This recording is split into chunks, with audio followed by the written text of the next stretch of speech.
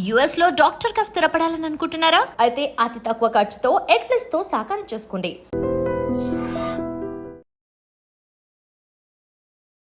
Welcome to iDream media. So జనరల్గా మనం వింటూ ఉంటాం కదా, బ్లడ్లో ఇన్ఫెక్షన్ వచ్చింది అని.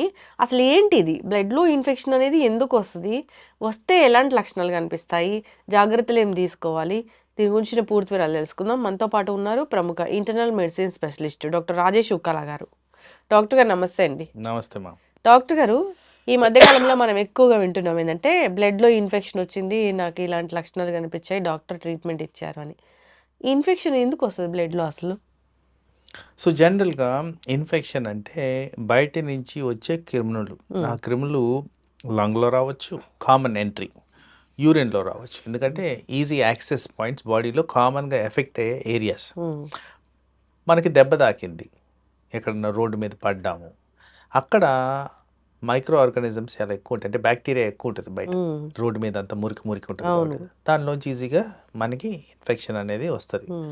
ఒక హైజీనిక్ ప్లేస్ కాకుండా ఏరియాలో ఫుడ్ తిన్నాం, అంటే సరిగ్గా పెట్టని, అంటే సరిగ్గా స్టోర్ చేయింది ఫ్రెష్ కాని ఫుడ్ తిన్నాం. ఆ ఫుడ్ తిన్నప్పుడు కూడా పేగుకు సంబంధించిన ఇన్ఫెక్షన్ వచ్చేదాని కాదు. అంటే ఇక్కడ అంతా ఏంటంటే, ఎక్కడైతే ఇట్లాంటి క్రిములు ఎక్కువగా ఉంటాయో, బ్యాక్టీరియా కానీ వైరస్ కానీ, అది ఈజీగా బాడీలో ఎంటర్ అయ్యి అక్కడ ప్రాబ్లం క్రియేట్ చేయడం మొదలు పెడుతుంది. అయితే తిన్న ప్రతిసారి వస్తుందా? రాదండి. ఆ క్వాంటిటీ ఎంత బాడీలోకి ఎంటర్ అవుతుంది, ఎంత శాతం ఎంటర్ అవుతుందో కాకుండా బాడీలో ఆ పర్సన్కి ఎంత స్ట్రెంగ్త్ ఉంది. ఇప్పుడు ఆల్మోస్ట్ మనం డైలీ తిరుగుతూనే ఉంటాం, కానీ ప్రతిసారి మనకి ఇన్ఫెక్షన్ రాదు. ఎక్కడో వీక్ పాయింట్ తగిలినప్పుడే, ఆర్ స్ట్రాంగ్ వైరస్ తగిలినప్పుడే, స్ట్రాంగ్ బ్యాక్టీరియా తగిలినప్పుడే ఇలాంటివి జరుగుతూ ఉంటాయి. ఇన్ఫెక్షను డైరెక్ట్ ఎంట్రీ కావడం అంటే బాడీలో ఇట్లా స్కిన్ మీద నుంచి వచ్చేయడం అనేది ఉండదు. గాలి తీసుకోవడము, నోట్లోకి ఆహారం తీసుకోవడము, ఇంకో వేరే విధంగాను ఇలా కామన్గా బాడీలోకి ఇన్ఫెక్షన్ ఎంటర్ అవుద్ది. బాడీలో ఉన్న ఆర్మీ ఏదైతే వైట్ సెల్స్ అంటామో, అవి ఈజీగా కొన్ని ఫైట్ చేసి ఆపేయగలుగుతాయి.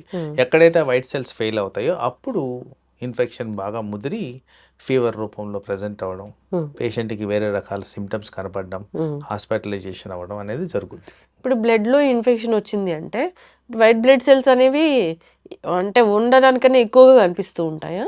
వైరల్ ఇన్ఫెక్షన్స్లో తెల్ల కణాలు తగ్గిపోతాయి, వేరే బ్యాక్టీరియల్ ఇన్ఫెక్షన్స్లో తెల్ల కణాలు పెరుగుతాయి.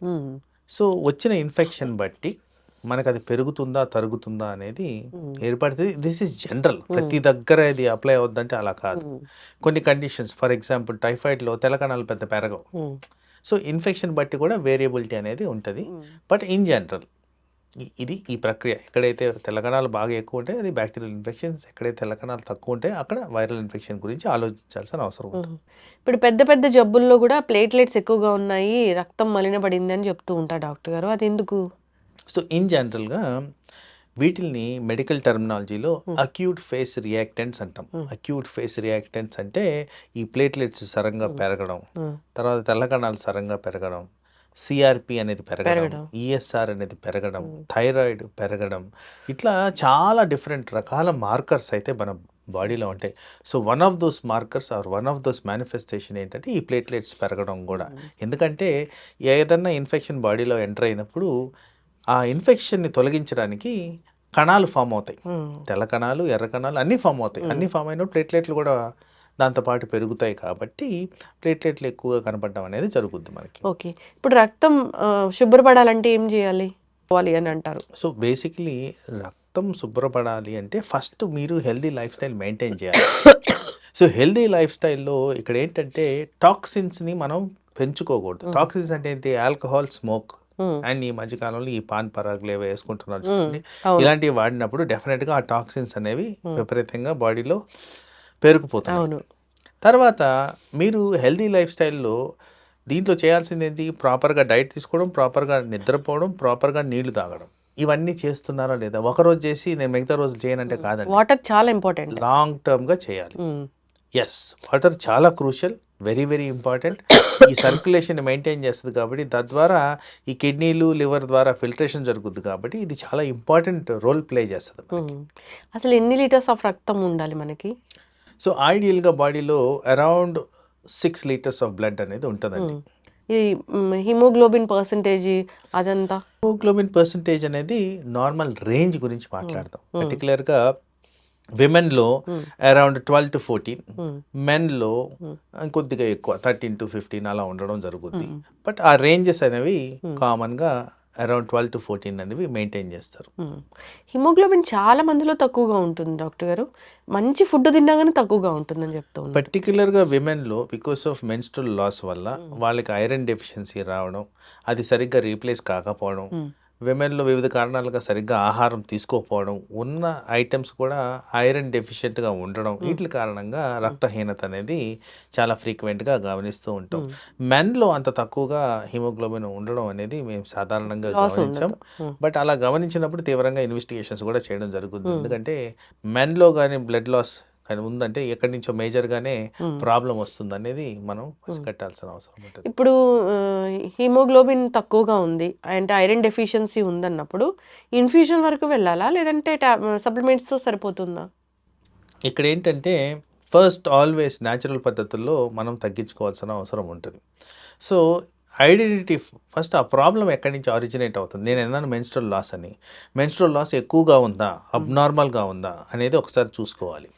తర్వాత ఆ లాస్ ఎందుకు వస్తుంది, తర్వాత ఏ విధమైన లాస్. మీరు అన్నట్టు ఐరన్ ఒకటే కాదు, అక్కడ వేరే పోషకాహారాలు కూడా కావాల్సి వస్తుంది. సో ఐరన్ కాకుండా వైటమిన్ B12, వైటమిన్ ఫోలేట్ ఇట్లాంటివన్నీ కూడా మనకి అక్కడ అవసరం. సో అవన్నీ ఎలా ఉన్నాయి. తర్వాత జనరల్గా ఈ ఐరన్ ట్యాబ్లెట్స్ తట్టుకోవడం చాలామందికి ప్రాబ్లం. ఎందుకంటే దానివల్ల గ్యాస్ట్రిక్ ప్రాబ్లం రావడం, కాన్స్టిపేషన్ వస్తుంది, లూజ్ మోషన్ వస్తుంది, మెటాలిక్ టేస్ట్ వస్తుంది, విపరీతమైన వామిటింగ్ సెన్సేషన్ వస్తుంది. ఇలాంటి చాలా రకాలుగా ప్రజెంట్ అవుద్ది. చాలా మందికి కూడా ఇది చాలా ప్రాబ్లమాటిక్ థింగ్. అందులో ఇది ఒకరోజు వేసుకుంటే తగ్గేది కాదు, 2-3 నెలలు వేసుకోవాలి.